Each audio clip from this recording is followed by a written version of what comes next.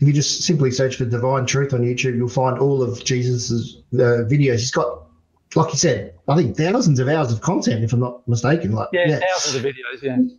Yeah. yeah. You speak actually a lot about the hells, Yes.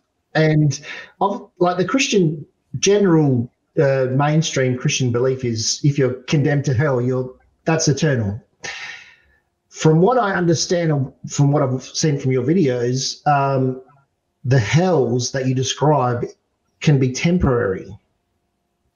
They are all temporary, and they are all for the purpose of redeeming a person.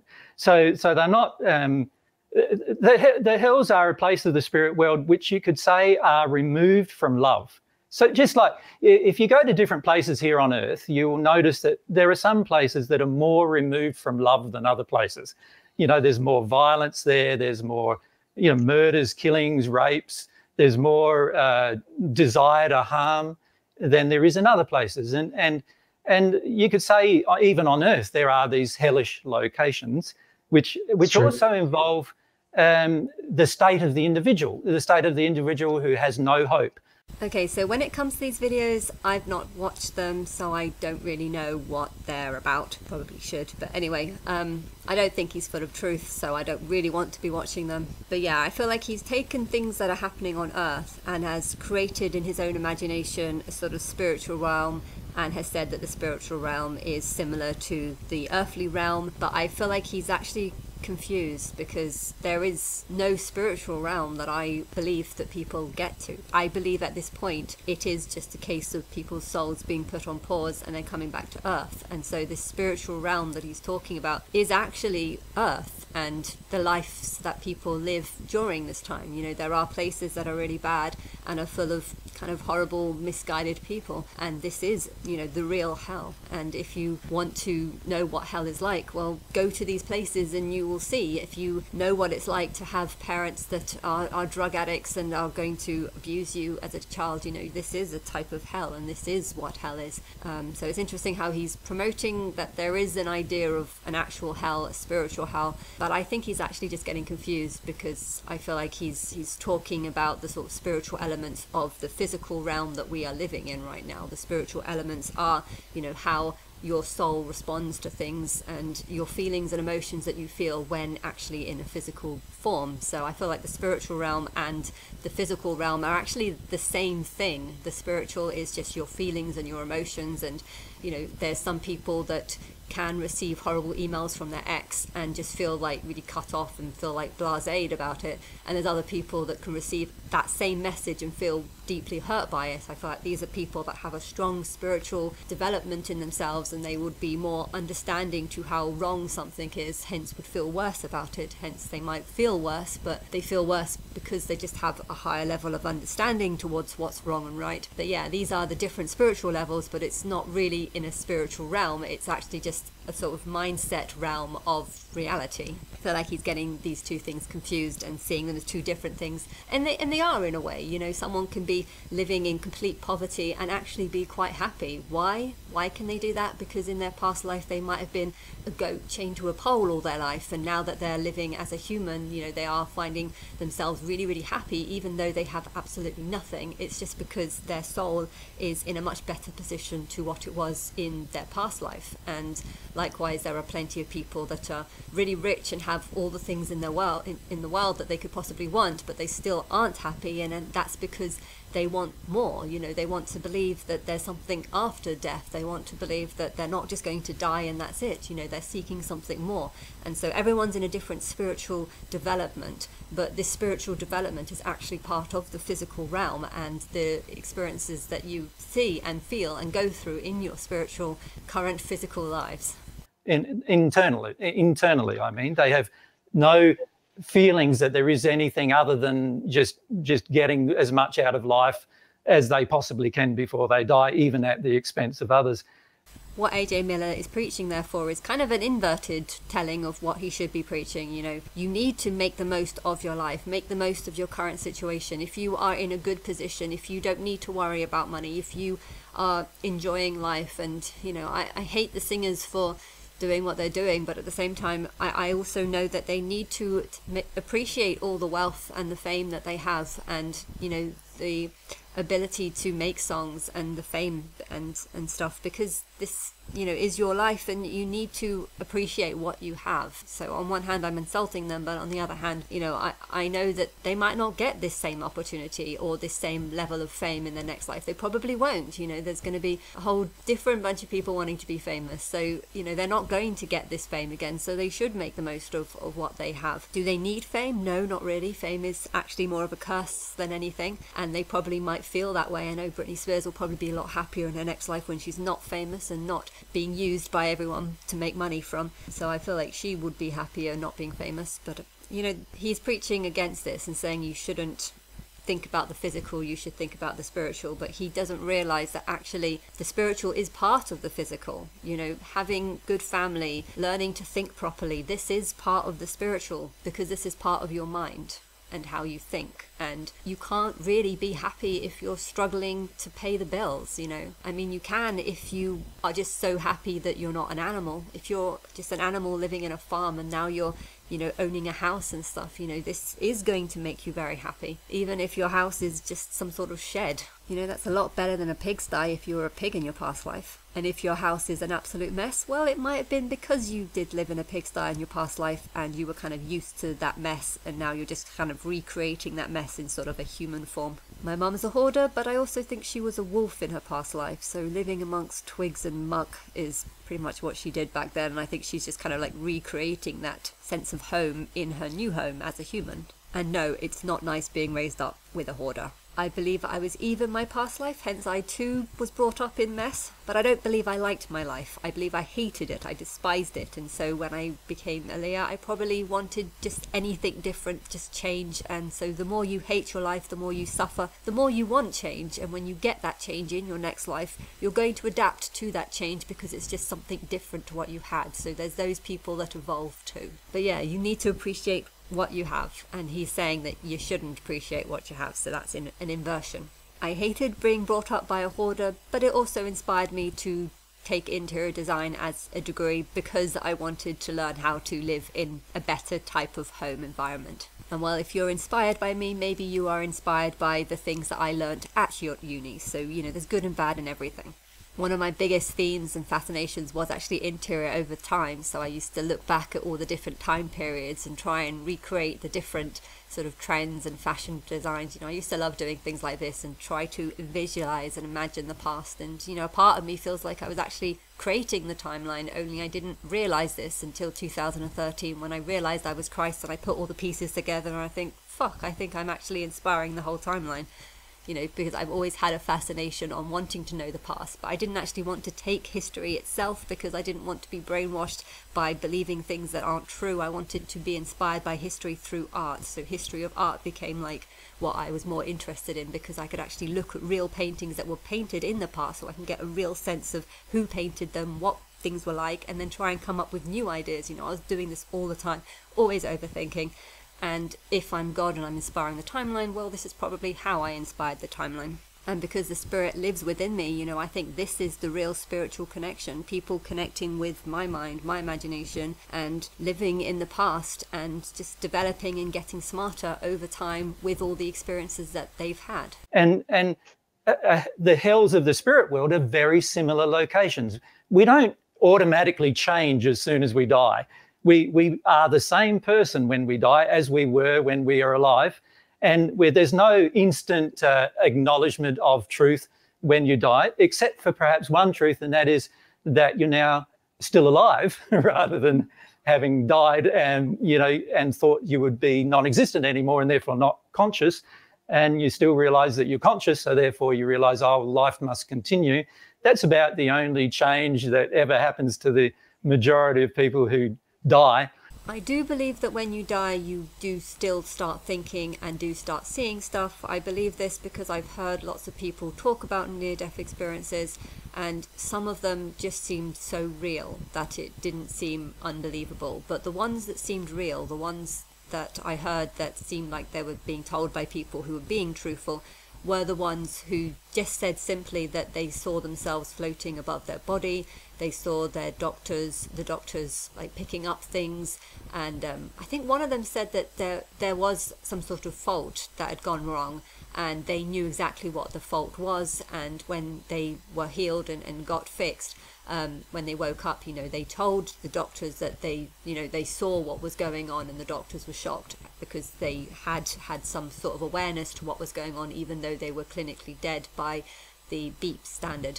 And so I do think that story I heard was the truth. So I do think you do know that you're still conscious and do know that you're still alive, but I feel like at some point, maybe 3 minutes later or something, when your body is fully dead and there's no coming back, I feel like that is the point where you see some sort of light and your soul gets sucked into it, just like a moth gets drawn to a light. What happens in there, I don't know. I can't tell you.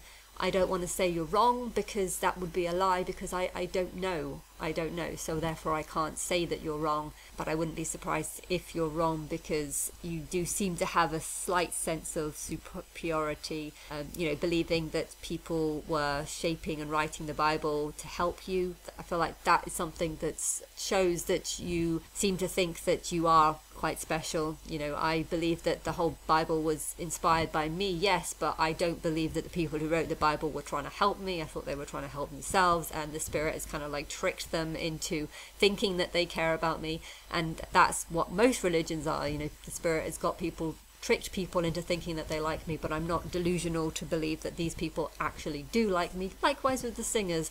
I don't think that a lot of the singers who wrote the songs about me are actually writing the songs about me because they actually want to have sex with me. I think they just want to make money out of the music. If they actually like me, I feel like they don't want to hurt me.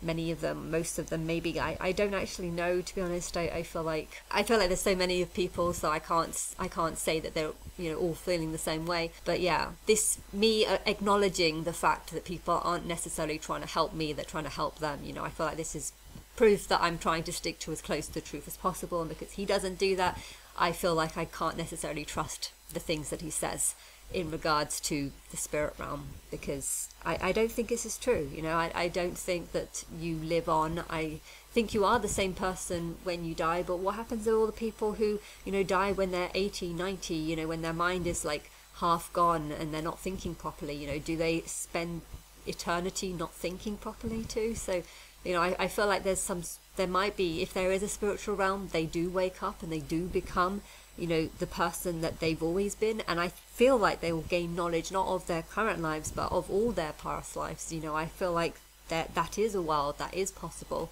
But do you get there, or is that just something you get to when you get to a stage of, perhaps that timeline needs to end before you get this awakening? The Rapture's believers believe that the rapture happens after the age of grace, and well, after the age of grace, that's actually after the age of Lily. That's when Lily has died and is raptured off all the people that she wants into the other spiritual realm, the one where you can learn to make timelines. So I'm not convinced that people who talk about the spiritual realm are talking about something that exists for people on earth right now. It could just be a case of people's souls going on a pause stage, and when this actual rapture event happens and you go into a world where you learn how to do what I can do with the time traveling and stuff, that spiritual realm might actually just be that, in which case I don't think anyone's gonna get into there until after the timeline has played out, until after you've developed to a certain standard. If I'm going to be creating children, not lying is actually a very, very important part of that, because I don't want people creating timelines where they think that they're the one and only God of the universe, when it's just like, hey, I made you. If you're just going to be lying and bigging up your own self, I'm not going to want to turn you into a god, because you're not going to be giving the truth to your kids. So for me, truthness is very important, but right now we're not at that stage. We've got thousands of years to change into that. So right now we are at the, you can lie if you want to, this place is messed up and we need to fix it. So I'm at the stage where I don't mind you lying, but when the real rapture happens into the spiritual realm, which I believe is the proper spiritual realm, I want people to be a lot more different to how they are now. But how or what happens right now is something I don't know, but I'm just saying my thoughts. And then what happens is their condition of love determines their location. And in fact, the way God's created the universe is the condition of love actually creates locations. And so the hell locations were not created by God, actually. They were created by our soul creating an unloving condition for which it now must live in until it changes its condition. Can I correct you in what you're saying? When you die, your next life is determined by how you lived your past life, and if you have been a horrible, cruel person, you are going to receive a horrible, cruel parent or parents in your next life. If you were a great mum or a great dad, then you are going to receive a great mum and a great dad. If you had very little ability to love and to think, you know, you're going to be placed in a location where you're surrounded by other people who can't love or have a similar standard of love to you. You know, this sounds like what you're talking about, but you're talking about it as if it's like a different place, like somewhere that's not on earth. So, you know, I don't agree with that part of what you're saying. But you're my Jesus figure. You're not supposed to come with truth. You're supposed to come with lies and trick the stupid into believing that seeking this other world is much better. So yeah, stick to your story. I'm supporting your story. Do not change your story. I will stick to the truth. You will stick to whatever you want to say. I would love to have an interview of this guy, but I would feel that I might accidentally reveal truth that's going to change his view on things, and I don't know if I really want to do it at this stage. Maybe I should wait to meet him until just after I rise as the real Christ.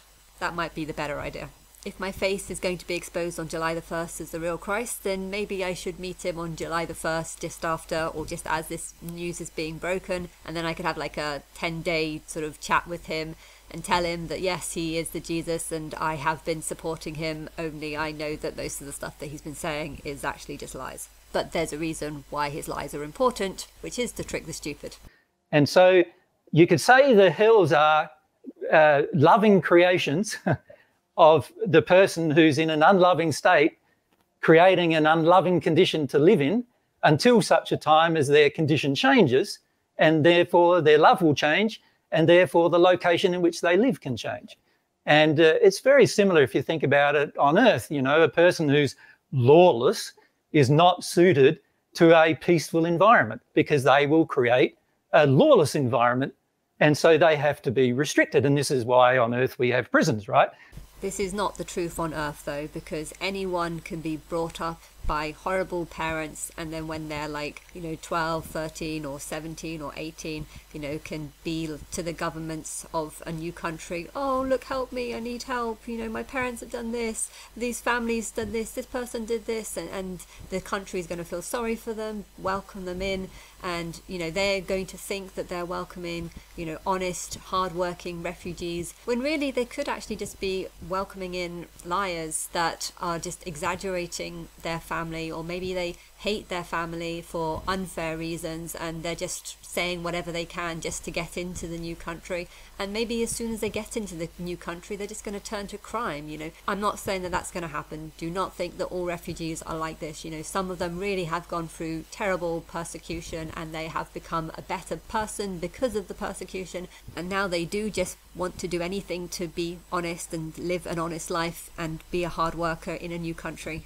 But I'm saying that you don't know who has actually changed and who has not actually changed. There might be plenty of people that can put on a big sob story about how they've changed and how they're different because they've gone through so much persecution and they just want to be better and have more opportunities now. And yet they can go and insult kids that want to watch SpongeBob because, well, we don't want our kids to be silly and watch SpongeBob. You know, so there's different ways that people can change, and sometimes they do change, but have they really changed? And I don't know if they know the truth. Hence, by promoting death, you know, you're actually promoting the idea that the Matrix should be the one that chooses. You know, you could feel really sorry for babies that are born and killed at war, but I do feel that if these babies were born in this area, maybe they were a dog in their past life, or maybe they were a human who used to kill lots of people, and part of their punishment is that they get reborn into these places. I'm just saying, because of this, you know, babies are not necessarily innocent. They're only innocent if they were just a dog in their past life. You know, they didn't have much chance of being born anywhere else because that's just where the dog was brought up. And before they were a dog, they might have been a mouse in that country. So I know that there is some unfairness. But this is the purpose of war, to try and reduce the population and try and stop too many souls from becoming human when they're not ready. Are you I gather you're sort of building followers more and more. Do you have any thought about starting a church or any such thing? That's loosely defined. Yeah, but I don't sort of see anybody who listens to me as a follower. To truly follow me, you would have to live the lifestyle I live, and I don't see anybody around me, or there's very few people around me living the lifestyle I live. So I don't really call them followers. They're listeners, people who listen. That's interesting, because I've seen a few videos, not that many, but the videos that I saw said that you were setting up an occult, that you had a compound, that you had a group of people. You know, I don't know what's the truth or what's not. You know, maybe they were just saying this because they were assuming that you had a group of people and a group of followers. And I'm sure I saw one group of people, a video, saying that they thought that they were actually people you met at the time. I feel like you do need some support to help you, you know, be this Jesus figure. I'm not too sure why people know about me and have ignored you. Maybe they've ignored you because they want to help you only after they start talking to me. But I don't know, I want to help you a little bit, just because I know that your stuff is not really the truth. But at the same time, if I expose myself as being the real Christ, people who worship Jesus are going to feel foolish for worshipping something that's not the real Christ. So people are going to want to seek for the real Jesus. And well, if you're the only person that seems to match their description, you know, there are going to be a lot of people that would rather worship you and your side of things than mine, because if they worship your side of things, then they would back up their belief that they were right all along, that Jesus was, you know, somehow connecting to them. They just didn't realize that Jesus was actually alive on earth and you. But I feel like if people were given the option, you know, stupid people would probably choose you over me, and I want them to do that. They'd probably be forced to see me as the real Christ because of all the, you know, obvious things that I've inspired. But yeah, if they see you as the real Jesus, they might sort of believe that you have to, you know, like you, help you, and, you know, reject and hurt me. So it kind of works into the same sort of theme that I'm kind of going with, getting people to hurt me, and then 3.5 years later being like, actually, I'm the real Christ, and all the things that you thought you were doing to me aren't actually the truth. It was all just fake. It was Hollywood exaggerating things, kind of mixing lies with truth. You know, sometimes you will actually see real clips of me, and sometimes you won't. I'm the one that's going to judge you by what you've wanted to do to me.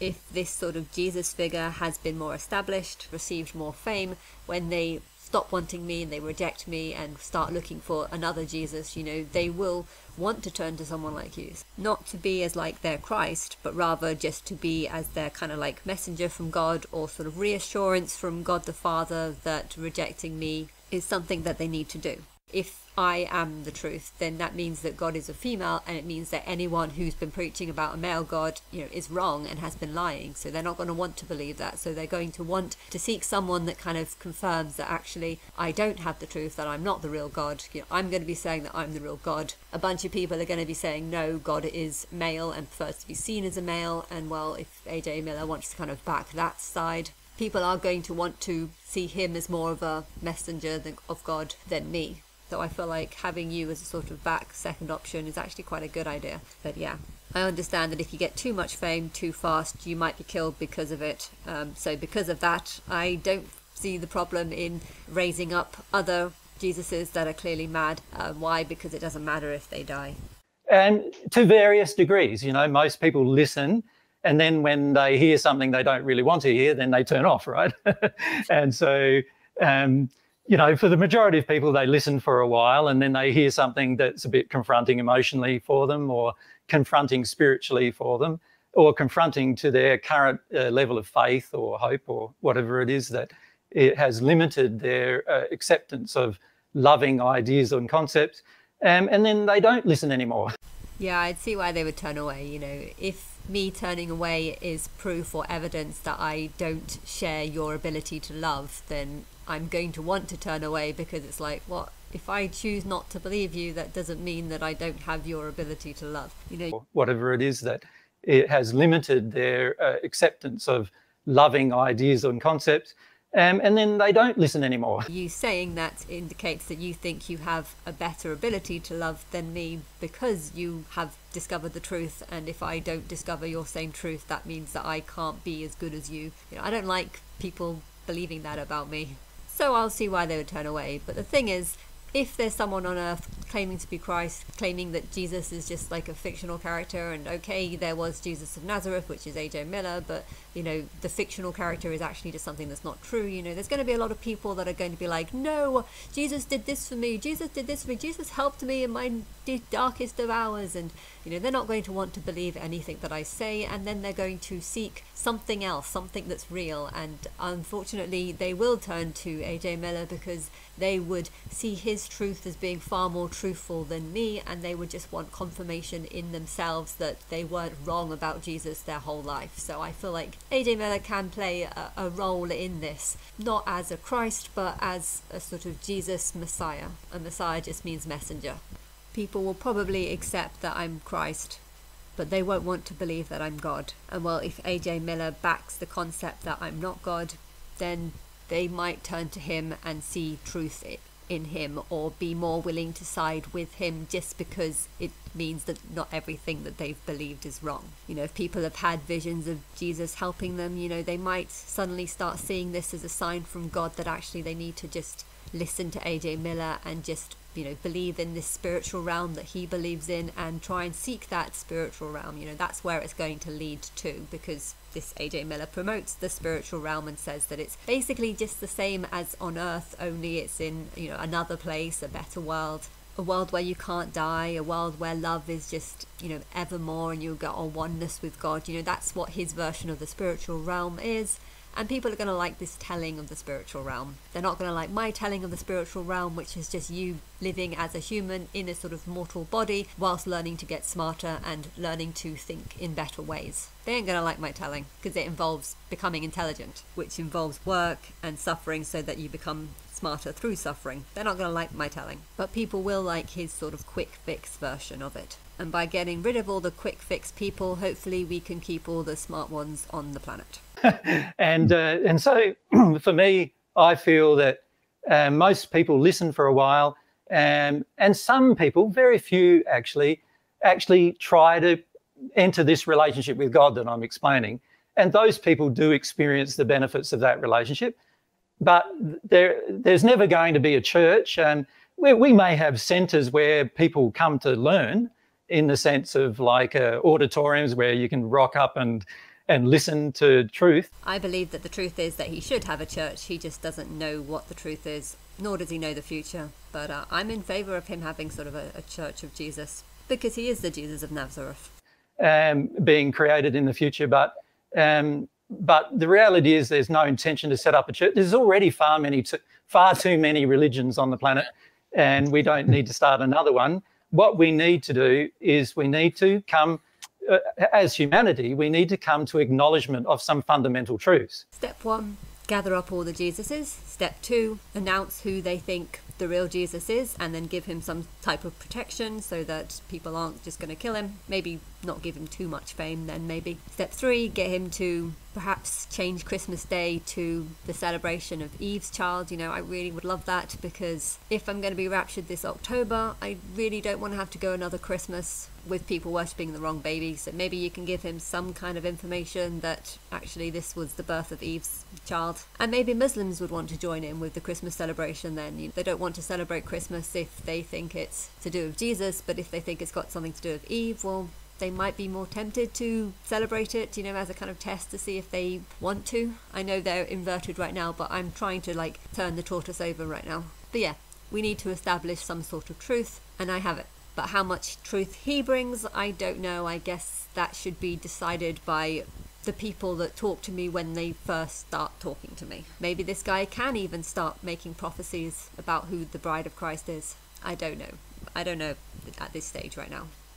And unless we do that, and I feel anybody can do that, whether you're an atheist or a believer in some religious faith, you can come to an acknowledgement of some fundamental truths that are plainly obvious, both physical truths, you know, like science has discovered many physical truths, but also some spiritual truths, such as if you become a violent person, you're going to, in fact, encourage more violence. These kind of spiritual truths are, I think, self-evident now on the planet. And we do need places where you can come to learn about those particular things. You know, that's definitely a good point. Karma does come back round. So if you give out bad karma, you're going to receive bad karma at some point. And likewise, if you have been in a string of bad relationships, you're likewise going to stay in more bad relationships. Why? Because you're actually being attracted to the wrong type of person. And maybe you're being attracted to the wrong type of person because you recognize something in them that you see in yourself. You know, you don't want to admit that you're like that person, and maybe that person is far worse than you, but at the same time you are drawn to them. And maybe it's because they remind you of maybe your father, but your father was given to you by the Matrix because the Matrix recognized the similarity between you and your father. And maybe you didn't get love from your father, and so you seek a type of person that's like them but you can get love from, but they, being like your father, might actually be a pretty bad person. You might find that you end up in the same experience as perhaps what your mum went through, even though that's not what you wanted. You know, some people do draw this kind of negative energy and negative people around them, and I feel like there is some sort of spiritual teachings that can help you with this. So, you know, if AJ Miller wants to promote this, you know, it's not like it's not the truth. There is truth to it. I think him thinking that he can say all this and just get atheists to believe in him, now that is, you know, not the truth. Atheists are not just going to believe in the spiritual because you say all this stuff. You know, I think they actually want real physical proof. Now, if I can get a bunch of singers and, you know, world leaders to back me up, then I think I can turn them over because of not my support, not because of me, but because of, you know, the wealth that they have and the support that they are giving me. But yeah, I feel like unless he is being supported, atheists are not actually going to change. Maybe, but I don't know if I really want to change them. That's the thing. You know, I like this atheist guy. I just seen a small clip of a video that he makes after this interview, and you know, he definitely has a lot of good points. I've taken his points out on this video because I don't think I could really teach anything from it, but I am going to make another video with those points and try and teach something through the atheist, because I think the atheist is actually more on point and the atheist has more truth. Hence I don't want smart people to, you know, start worshipping AJ Miller. AJ Miller should be for the people who really want and seek Jesus. He shouldn't be for the atheists.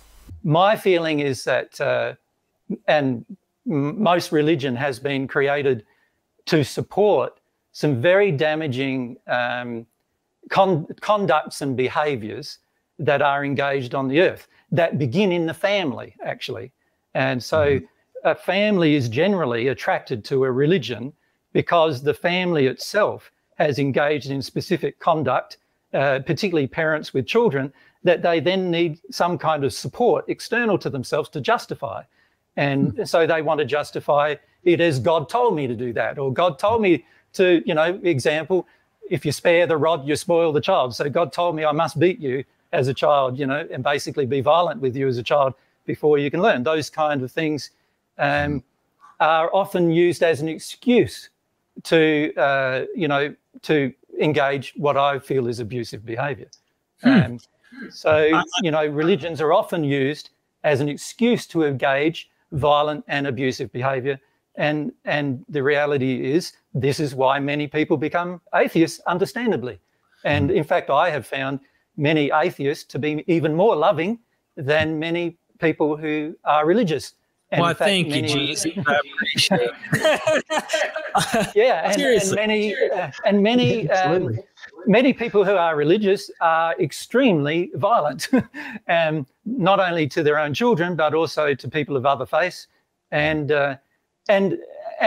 using a religion to back up this violence. Yeah, this is all very true and all very sad, but it's the reason why we need to promote the spiritual realm as much as possible, because we want to encourage people to get into the spiritual realm where they can be much happier. Of course, when I say we need to encourage people, I mean we need to encourage these religious people to want to go into the spiritual realm. When it comes to atheists, I feel like atheists are people who feel tricked and lied to perhaps in their past life about, you know, how Jesus is coming back, you know, 100 years ago, 200 years ago, 300 years ago, people all believed that Jesus was going to return into their lifetime. And what AJ doesn't realize is that I think atheists are people who have gone through, you know, a whole lifetime of being let down by this Jesus figure that never came, and therefore what he's saying is not going to convert them, which is a good thing, because he's actually promoting the spiritual realm, and I don't really want to encourage people to promote the spiritual realm. Why? Because they're just encouraging people to die. But if he's talking about these people who beat up their kids in the name of God, then yes, I'm hoping that he can, you know, help these people. He should aim his target market for the prisoner, for the people that are corrupt, the people that, you know, do bad things and then blame it on God and say, God told me. You know, this is the sort of person he needs to target and aim. So I'm glad that the atheists aren't believing him, but at the same time there are people that I would love to believe in him, hence why I want to support him. But I do know right now that if he was to talk to a lot of Christians right now, he would probably get a lot of insults from these Christians. So I feel like if he is going to have interviews with Christians, he should probably do it after he's been backed in some sort of way, after he has seemingly got quite a lot of support from people. Then he should have the interviews, because then they're going to more side with him, because Christians wouldn't support him right now, but if they knew that I was Christ, then they would definitely support him, because they would see him as being, you know, the thing that people kind of want to seek advice from when they realize that I hate them. Hence, I don't actually want to give them personal advice. You know, I don't mind them listening to my videos, but a lot of people don't want to do that. I've spoken to a lot of Christians, and all they want is some sort of personal relationship with me, but there's one of me, there's millions of you. I can't have a personal relationship with all of you. You know, there was one, that Borg guy, you know, I had so many conversations and you know, messages to him, and he was believing and, you know, siding with me, and then he kept changing and kept saying, no, I want to, you know, worship the God above you. And he had no interest in watching my videos or looking at, you know, all the songs and the angel names that I've given people. He had no interest in wanting to read my Facebook page. It was just like, I can't be having all these long conversations with every single person. You know, he should be lucky that I've contacted him, not just wanting more from me, and you know, they would seek more, and I can't give them that, especially not if I don't even like most people, because I've had such a horrible life. In any way is completely, obviously, disingenuous and false, and it's just people lying to themselves about their true motives. And so I just feel, yep. Certainly agree on that. I ask you, it's a loaded question, kind of layered, because I feel like I'm probably going to answer one of them pretty simply. Is Satan, the devil, real? Number one, is that something that just books created? And then reincarnation. I've seen a few interviews where some people believe that they were someone from the first century, not just your wife, but there are others who say that they are, you know, they were reincarnated. Let me ask you that first, because that's a loaded question. Well, you've asked two questions. So the first one was not the reincarnate, whether Satan exists. I think that's an important question. The answer is no. There is no such person as the devil. There are many, many people who used to live on earth who are now spirits, who are, you could almost call them demonic in their violence. You know, they are very violent people, and who used to live on earth also in a violent manner, and they have carried that violence into their spirit life. They often do influence people on earth, and so they often do have ways. There are ways that a person in the spirit can influence a person on earth quite easily, and so there are what you would call demonic, I suppose you could call them, influences on people on earth. But they are people who used to live on earth themselves, who are in a very poor condition of love. They have very little love in them at all, and they hope to create and beget more violence on earth. I think that there is kind of a dangerous teaching. Like, I'm glad that you're not promoting Satan and the devil, that's good. But you're kind of saying that there are demonic spirits that can possess people. And, you know, I've seen a lot of these videos where this kind of thing happens. It's mostly Hollywood stuff about the paranoia, about the paranormal. And honestly, I do believe that there is some truth to it. I can tell you an experience that I once had. We stopped at this border place between Germany and Italy, and I think it was, and I'm pretty sure that some mountain place, and we just been somewhere, and there was this coffee shop that they were having coffee in, and I really didn't want them to stop, but they were insistent on it. I was waiting half an hour, and I really didn't like this area. I just felt like there was some really bad vibe in the area, and my mum started going a bit mad and was just like doing mad things to want to stay in this area, and I was just like fed up, and I started running up this hill to try and grab her and just pull her down so we can get in the car and get out of this place. But she, I don't know, she was being weird, and she was just running up the hill like some sort of child would, and I just was running up to try and catch her, and then I just saw this big stone, and I just burst down on this stone, and I was just crying, and I was in tears, and I have no idea what happened, but for a moment it felt like I just walked inside someone else's body and became someone else that was running away from the Nazis. And I felt like I could hear these German shepherd dogs, I don't know, black dogs that actually it was the breed that Britney Spears had. I don't know what breed that is, short-haired big black dogs, but I don't know, but it's the dogs that the Germans actually used to use to catch Jews, and I didn't know that until I saw a picture afterwards, and I was like, oh, that looks like the dogs that I saw, and I don't know, but it felt like when I was running up that hill that I was dirty, I was wearing rags, that I was being chased by a dog, and then the dog grabbed my leg, and I just fell down on this rock, and I just burst out crying, and it was a bit of embarrassing because everyone saw me, but it was a shock to me because I was like, what the hell was that? You know, what was this experience? But I also felt like I remember seeing two people sort of run away over the hill and just thinking they escaped, but I didn't. But to be honest, I don't actually think it was like a ghost or a spirit. I felt like it was just a specific kind of energy of like a memory that something happened at that place. And when we got in the car and walked around and drove around the sort of bend, I realized that this was actually the border point between these two countries, so where people would have run away from one country into another. I think it might have been Switzerland, actually, Switzerland versus Germany. It was a long time ago, probably about 15 or something, so a very long time ago, but you know, I didn't know where we were. I didn't know this was the border point, and I didn't know these things. And we were doing a car ride from England to Italy, and we'd been traveling for days, so I wasn't really aware what point the car was at. We didn't have proper phones back then who tell us where we were, so you know, it came as a shock that I didn't really know where I was. Because of that, I feel like there is some truth to spirits possessing people, but I don't really know. I mean, I don't want to scare people into saying that this is a common experience, because I don't think it is, but I think it can happen. But was I actually possessed by a living, thinking spirit, or was I just channeling some sort of energy? Maybe that was the possibility. But I don't mean to say this to scare anyone, because I think it's an unlikely thing to happen to someone. And I also think that it's not actually serious, you know, nothing happened, I didn't hurt myself in any way, but yes, I'm just saying an experience that it's encouraged me to say. And so they try to connect to people on earth and influence them, and many people on earth think then they're being influenced by Satan, you know, like as an entity, but no such entity exists. And in fact, if you think about it, if God is a loving God, there would have been no way that such an entity could ever exist. So unless, of course, God fancies the sort of dark Satan type, yeah.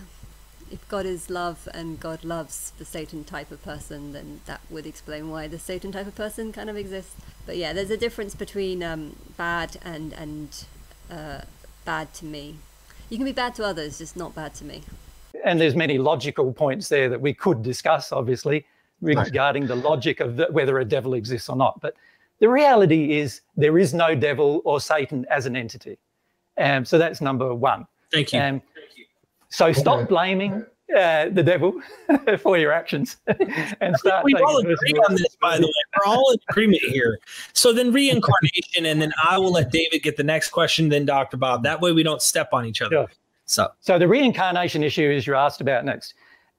Reincarnation is taught in a lot of different ways here on Earth, but basically the fundamental teaching is that once you pass, you immediately incarnate. You know, for many people, there's the belief, began with Eastern philosophy, but there was many people that belief was that when you breathed your last breath, they used to believe, this is way back before I existed, that breath entered a newborn child that is just being born, and then that's the way you became another being, basically. And then, of course, since then, philosophy, reincarnation philosophy, has grown for lots of different reasons, and it would take us hours to discuss all the reasons. To be more, I suppose you could say, refined in its teaching than that. But the reality is there is no such thing as reincarnation either.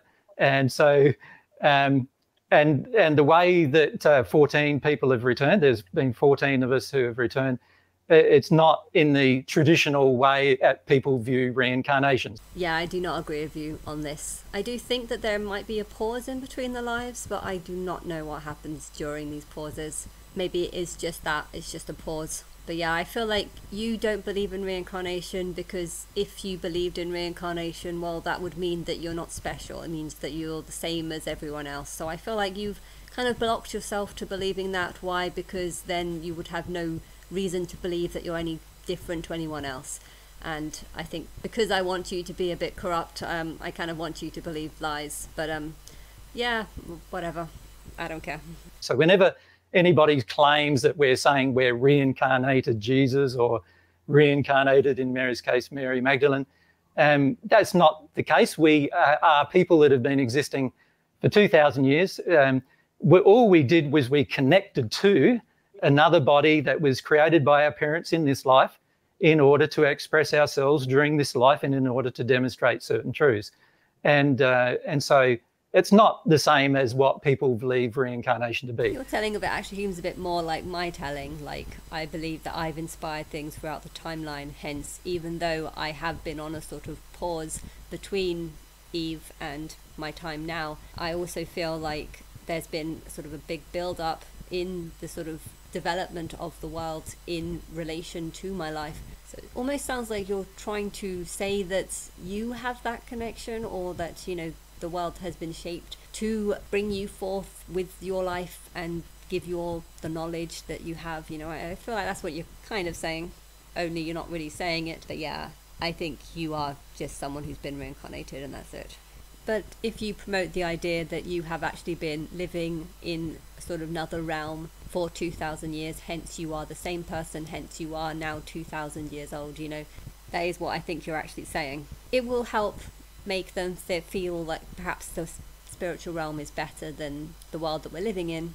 The thing is, though, if you are the same person, then how come you can't remember to speak the same language that Jesus spoke? Why don't you remember, you know, all the same things? Why don't you know that much about history? People are going to ask questions like this, hence they're going to realize that maybe there's some lies behind what you're saying.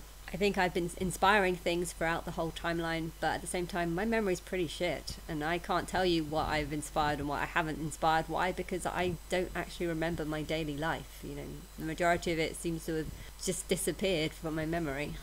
My memory does come back, but people have to say things that trigger memories, and it's weird because when I get these triggering memories, I actually feel like I'm gaining some sort of dopamine or something. I went through this really weird depression patch 2 days ago when I was very ill, and I wasn't feeling any happy emotion at all, and I feel I'm actually getting a lot of happy emotion from making this video. Why? Because I feel like you're triggering memories in me, and I feel inspired to make videos like this because I get a sense of adrenaline or a dopamine or something when I'm remembering things, and once I feel like I'm saying things that are interesting that people might learn from. So there are many reasons why people believe in reincarnation, but every one of those reasons you can logically explain the arguments to if you understand how the universe works and why it appears that reincarnation may exist. And so I'm perfectly happy to answer all those questions, but that would be another like 20-hour discussion, you know what I mean? Okay, so instead you just avoid the topic, but say that you could answer the question if only there were more time. Oh, the time's run out. Can't explain it right now. Let's move on to, another half an hour of this interview. Yes, this interview is very long, so I might make a part 3 to this video. I'm sure that we've got so many questions we could do 5 to 10 shows, and I'm confident that we're going to. But sorry for butting in. I'll let you continue your answer. That's no worries. Yeah, you will find almost with every question you ask, every answer I give raises another 10 questions. I would claim that that's because you're not very good at answering the questions.